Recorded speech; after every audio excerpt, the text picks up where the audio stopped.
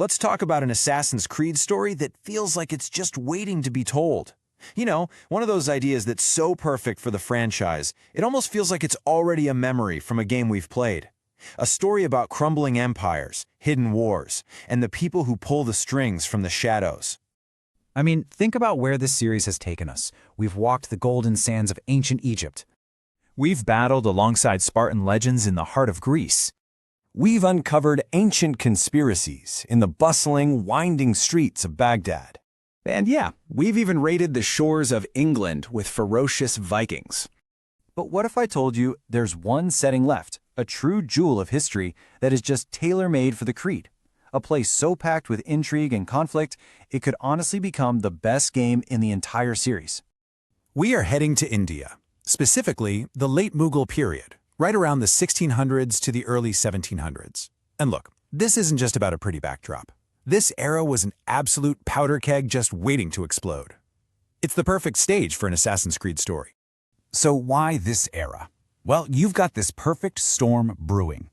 The cities, Delhi, Agra, Lahore, they were massive, vertical playgrounds just begging for some parkour.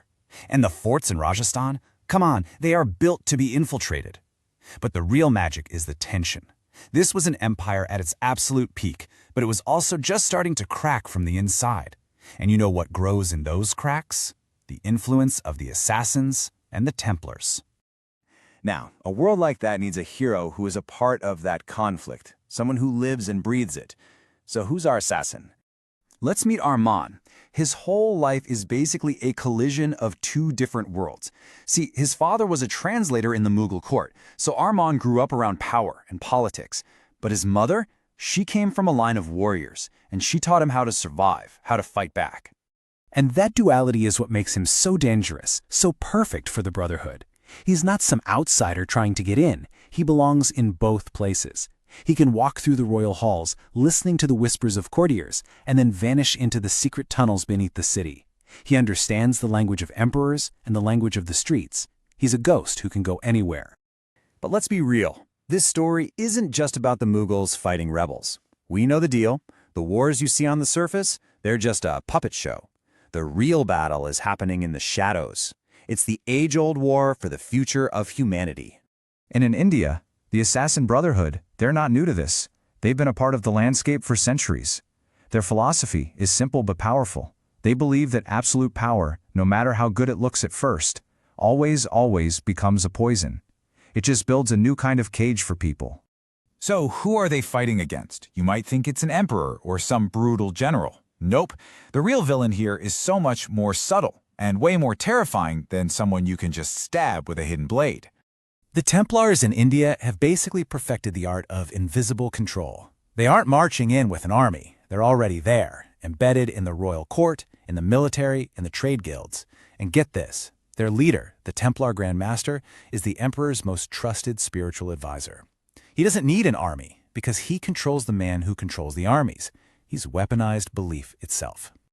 And of course, at the very center of this grand conspiracy, there has to be a piece of Eden, a relic with enough power to bring the entire subcontinent to its knees. They call it the Mirror of Order. And this thing is scary. It doesn't control your body like some other artifacts. Oh no, it's so much worse.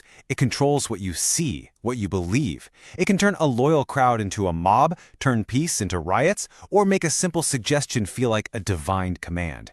It is the ultimate weapon of mass manipulation. So where would you hide a weapon like that? Well, you'd put it in the most famous, most beautiful, and most sacred place you could find.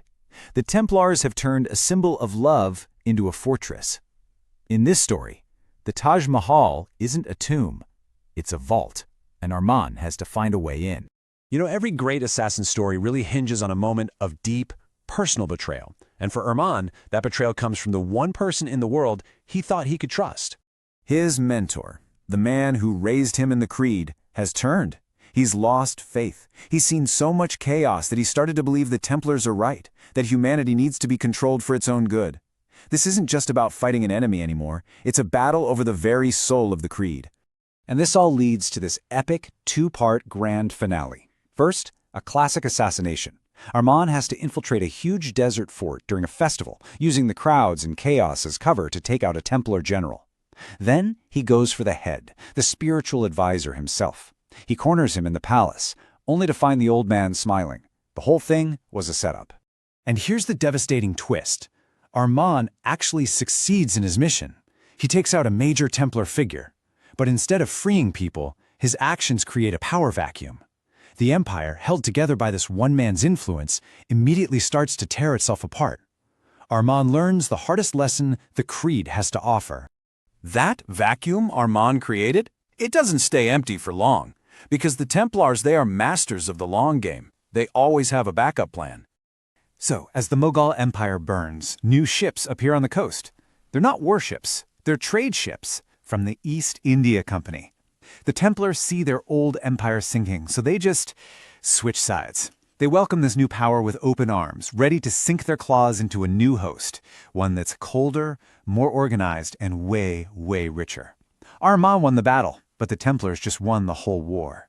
And that right there is what would make this story truly legendary. A journey that makes you really question what freedom is, what control is, and what an empire is. It would prove once and for all that in this long, secret war for history, the deadliest weapon isn't a hidden blade, it's belief.